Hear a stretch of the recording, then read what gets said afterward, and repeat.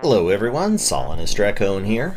I've had it in my head for a while now to do a series on how I make and optimize my videos. Having kicked the idea around, I've decided to start with a very bare basic beginner's course. Later on, I will be doing an advanced user's course for more fine-tuned video editing. But for now, I'm just going to talk about how you, the average person on a budget, can make videos for YouTube.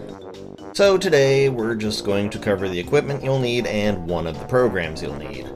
On the programs front, everything I showcase in this series will be free. You don't have to spend a dime on software to do anything, even in the advanced course. As for hardware, odds are you'll have most of what you need already. Since it's such a limited subject, I'll cover the hardware first. You're going to want headphones, or a headset with a built-in mic. Most people I know who game and want to record it are going to have a headset with a built-in mic. If you have that, you're all set. The better the mic you have, the better your audio quality will be, but just use what you can afford to use. Lots of people record their voice through their phone, but that can be a little tricky to manage and gets a bit into advanced stuff if you want to do it right.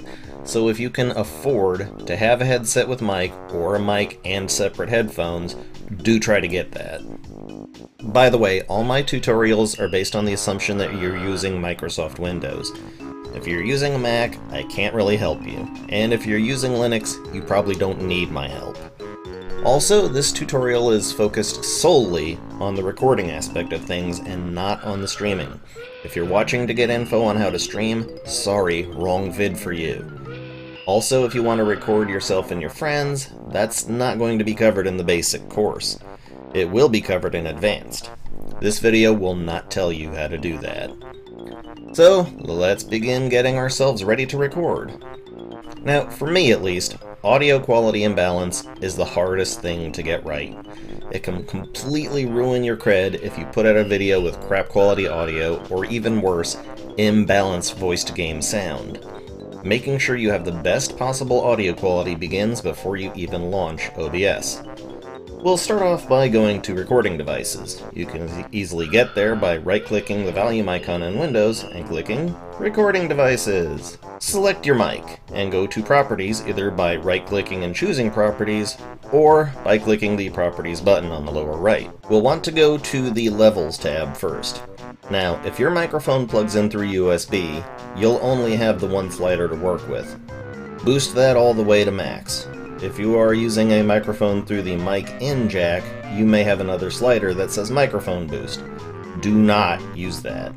Some people may argue these settings, saying a lower microphone volume makes for less noise and less distortion.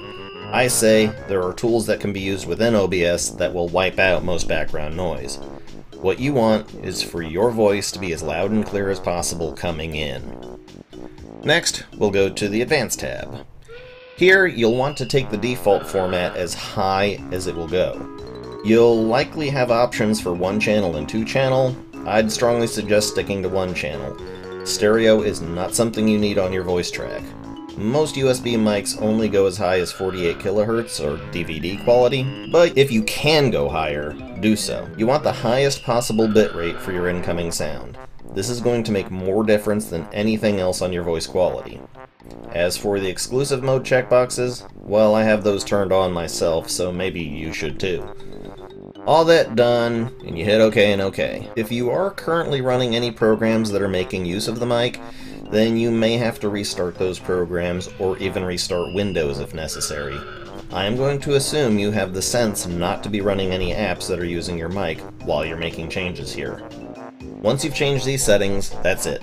You should have absolutely no reason to come back here and adjust anything, unless you suspect something else changed them, like a Windows update or something.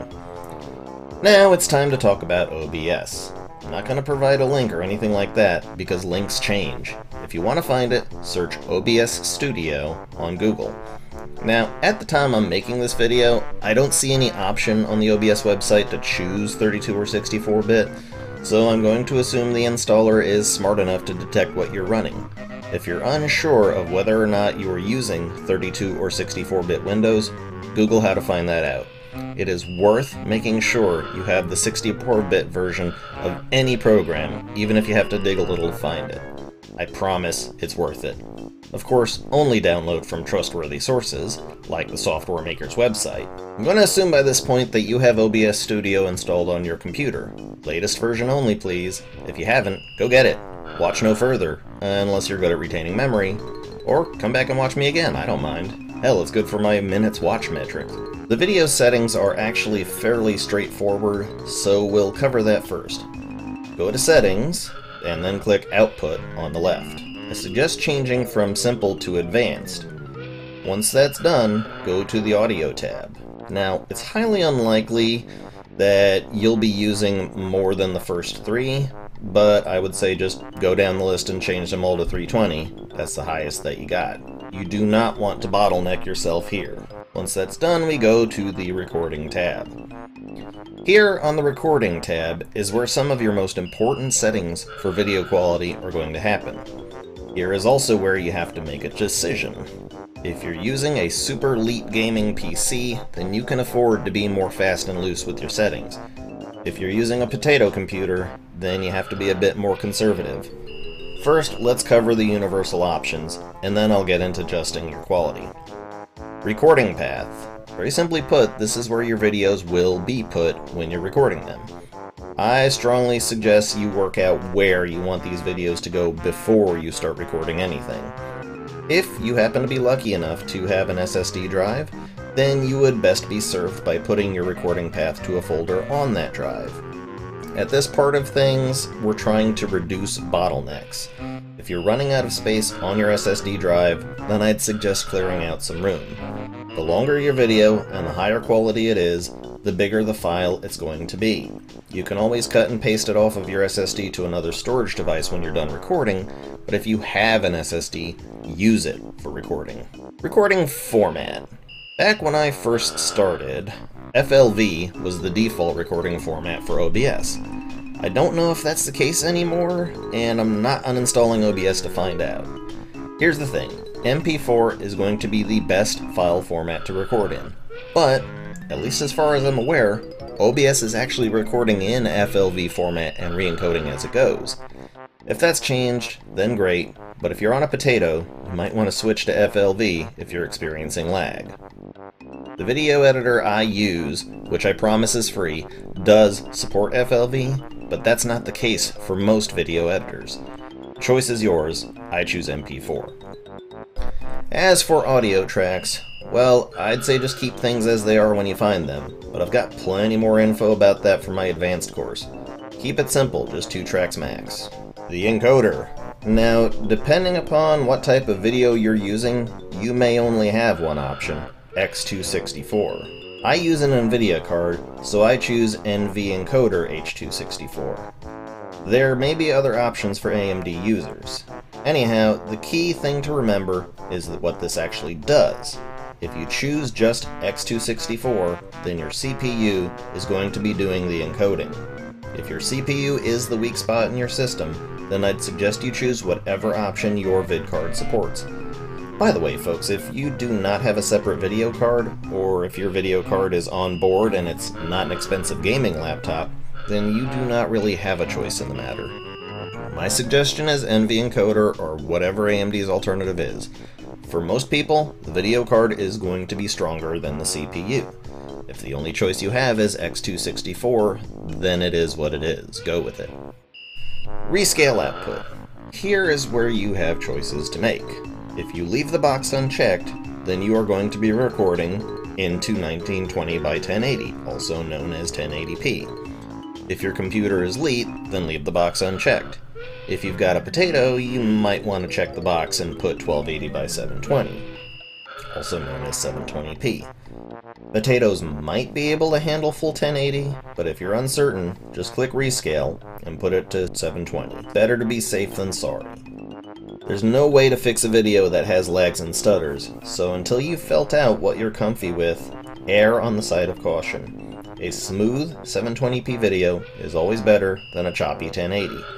I don't feel that anything below 720 is worth putting on YouTube, so if you're struggling even with that, then your computer might not be suitable for recording.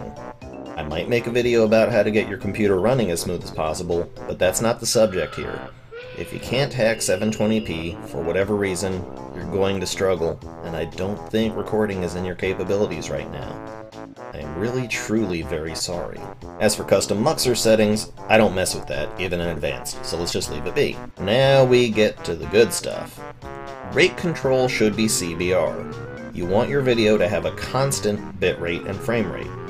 I suppose if you're on a potato, VBR is okay, but we're better off making adjustments elsewhere rather than messing with this. Even my crazy ass would not recommend lossless, and I have no idea what CQP is, so just trust me on this CBR. Bitrate. Here's where things get interesting. The higher your bitrate, the better quality your videos will be. As I tend to record on full 1080 with all the bells and whistles, I have the bitrate set pretty darn high. This is purely a matter of personal taste, but I find that 15,000 is absolutely fine for the highest quality games without loss. I would call Skyrim Special Edition pretty high quality, so you really should not have to go any higher than that. The thing about bitrate is that it's going to be the single most important factor in balancing quality to computer capability. For Elite Box, 15K is good, 15K works, 15K is fine. But it depends. It depends on the game. It depends on the computer. It depends on if you've got stuff running in the background. It all depends. By the way, I hope you're not trying to record while stuff's going on in the background. That's just plain dumb. Anyways, higher bitrate won't be noticeable if you're rescaling. Experiment a bit.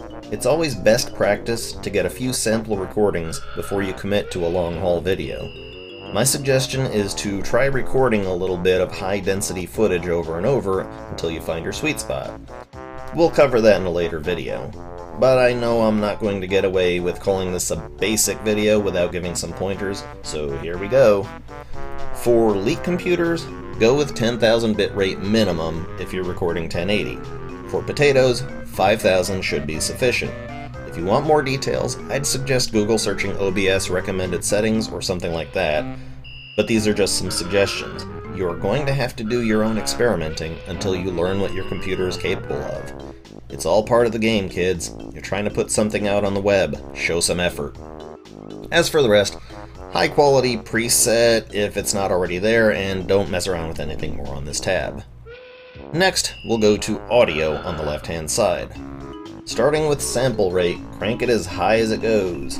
Channels, well, I suppose if you want to get all stereo sound with your game and such, switch it to whatever speaker setup you have.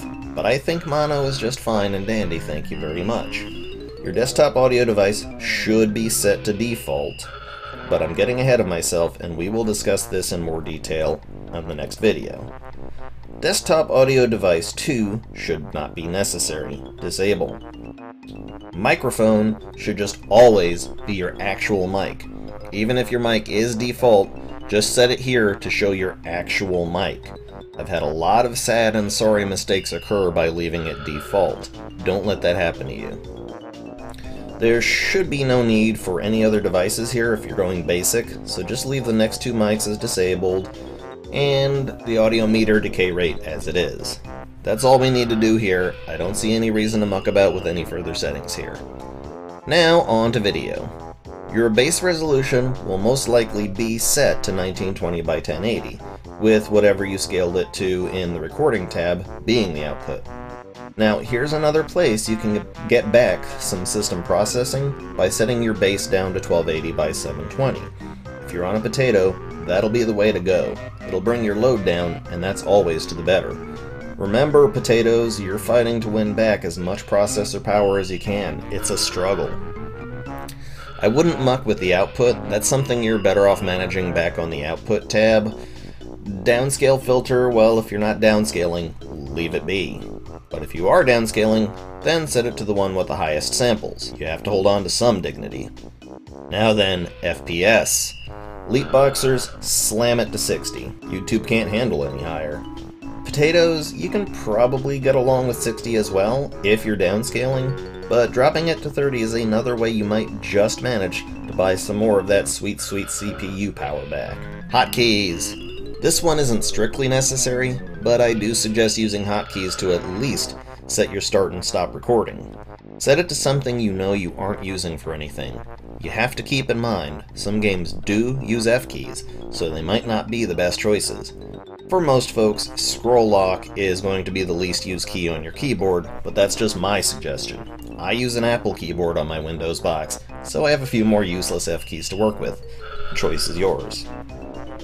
Finally, we'll just take a peek at advanced. Now, process priority is an iffy one. You want OBS to have a lot of resources. You want it to be high priority, but not so much that it takes away from the game you're playing. I personally go with above normal. If you're on Elite Box, this will be fine, and if you're on a Potato, hopefully we've bought enough leeway with our other settings to allow you to run at above normal as well. There used to be a time when you had a choice of renderer, but it seems OBS Studio has taken that away, so we're stuck with Direct 3D. It's a shame too, because OpenGL used to be an option, and the only way you could get Minecraft to even record. God knows what we're gonna do now. Best of luck to you, Minecrafters. And there is nothing else to mess with in here, as it scares me. Hit apply, hit OK, we're done with the settings. Now, as I estimate this video has been running long enough, that is where we will pause it. I will soon have another video up on how to use the OBS interface, so hopefully if you're already recording, this has been of some help to you. Don't forget to like, subscribe, and comment. Once again, I am Alex, also known as Solanus Dracone, and goodbye.